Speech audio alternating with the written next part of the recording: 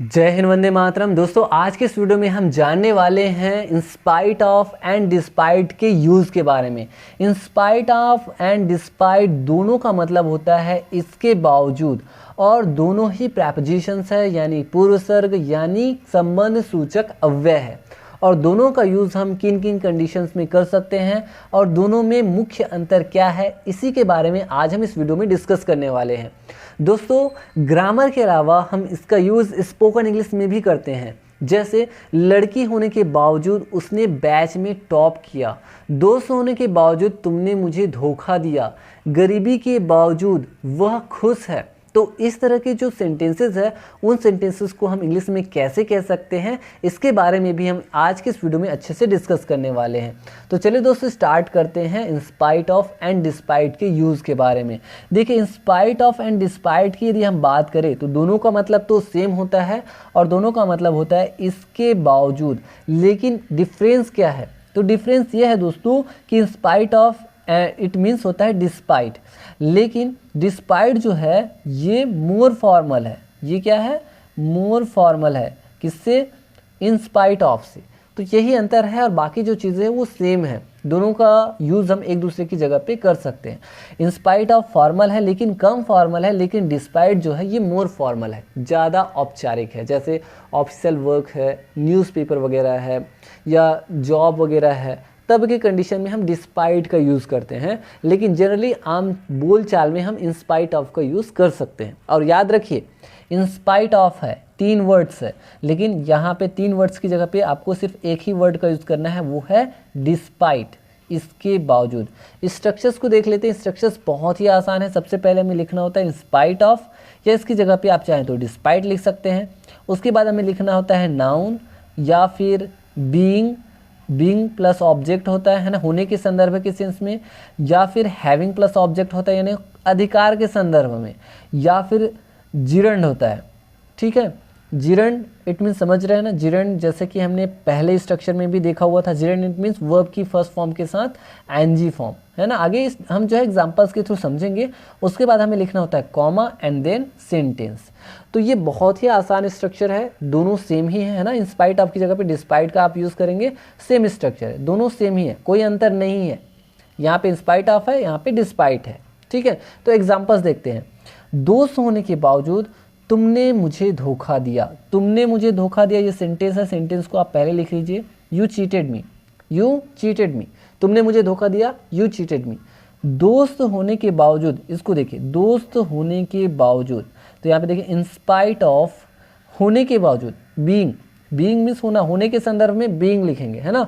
दोस्त होने के बावजूद, तो यहाँ पे देखिए being a friend, in spite of being a friend, तुमने मुझे धोखा दिया। वैसे ही पैसा होने के बावजूद वह उधारी लेता है।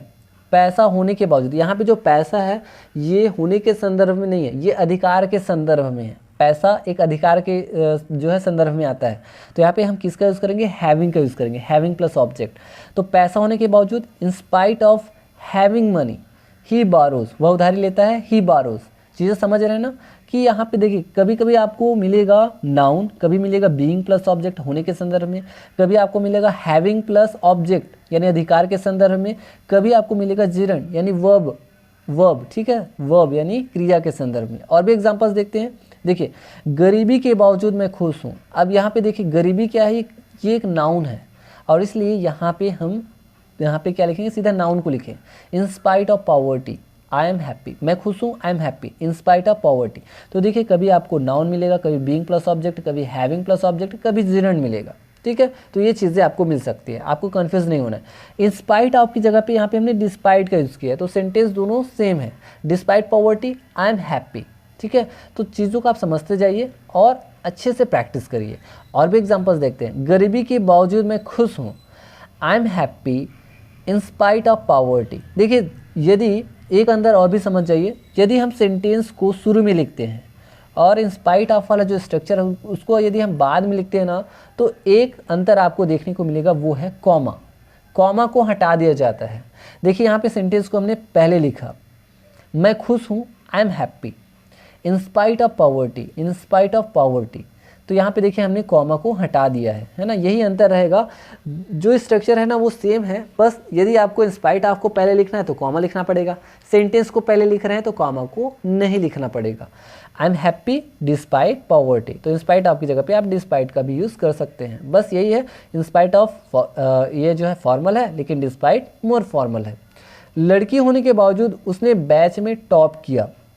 अब इस सेंटेंस को आप 4 अलग अलग तरीकों से लिख सकते हैं। देखिए, इन spite of being a girl she topped the batch, या फिर इन स्पाइट ऑफ की जगह पे आप डिस्पाइट का यूज कर सकते हैं। Despite being a girl she topped the batch. यदि आप सेंटेंस को पहले लिखेंगे तो देखिए सेंटेंस को, she topped the batch in spite of being a girl, यहाँ पे हमने कॉमा को हटा दिया है। She topped the batch despite being a girl. तो एक ही सेंटेंस को आप 4 अलग अलग तरीकों से लिख सकते हैं और चारों एकदम करेक्ट है। ठीक है, चीज़ों को समझ गए ना, कब हम इंस्पाइट ऑफ का यूज़ कर सकते हैं, कब हम डिस्पाइट का यूज़ कर सकते हैं। यदि हम सेंटेंस को शुरू में लिखते हैं और इंस्पाइट ऑफ या डिस्पाइट का यूज़ बाद में लिखते हैं तो कॉमा लिखने की ज़रूरत नहीं रहती है।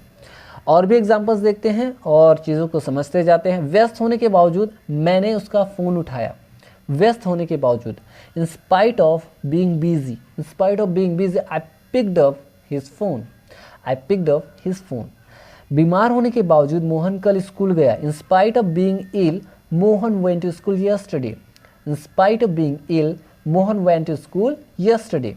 घर होने के बावजूद वह किराए पे रहता है। In spite of having a house he lives on rent, in spite of having a house he lives on rent. और भी एग्जांपल्स देखते हैं। देखने के बावजूद उसने मुझे नज़रअंदाज किया। नज़रअंदाज मीन्स होता है इग्नोर। डिस्पाइट लुकिंग, या फिर आप चाहें तो इंस्पाइट आप का भी यूज़ कर सकते हैं। In spite of looking she ignored me, देखने के बावजूद उसने मुझे नज़रअंदाज किया। Despite looking she ignored me.